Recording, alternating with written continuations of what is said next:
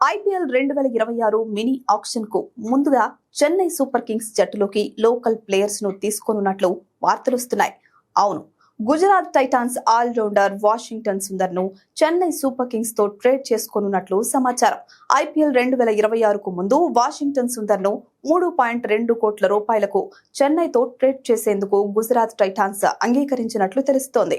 సుందర్ బదులుగా ఎలాంటి ప్లేయర్ ను చెన్నై ట్రేడ్ చేయట్లేదని టాక్. కాగా ఐపీఎల్ కు రవిచంద్రన్ అశ్విన్ రిటైర్మెంట్ ఇచ్చాడు. దీంతో అశ్విన్ స్థానాన్ని సుందర్ మంచి రీప్లేస్మెంట్ అవుతాడని చెన్నై యాజమాన్యం భావిస్తోంది. 38 ఏళ్ల రవిచంద్రన్ అశ్విన్ 10 ఏళ్ల తర్వాత ఐపీఎల్ 2025కు చెన్నై సూపర్ కింగ్స్ జట్టులో చేరాడు. ఎన్నో అంచనాలతో మెగా ఆక్షన్ లోకి అడుగుపెట్టిన అశ్విన్ ను చెన్నై 9.75 కోట్ల రూపాయలకు కొనుగోలు చేసింది. కానీ ఆశించిన స్థాయిలో అశ్విన్ ఆడలేకపోయాడు. బౌలింగ్ లో తన జట్టుకు ఏ విధంగానూ సహాయం చేయలేకపోయాడు. దీంతో ఎన్నో విమర్శలు ఎదుర్కొన్నాడు. ఆ తర్వాత ఐపీఎల్ కు కూడా రిటైర్మెంట్ ప్రకటించాడు. ఈ క్రమంలో అశ్విన్ ప్లేస్ ని సుందర్ తో భర్తీ చేయాలని చూస్తున్నట్లు తెలుస్తుంది.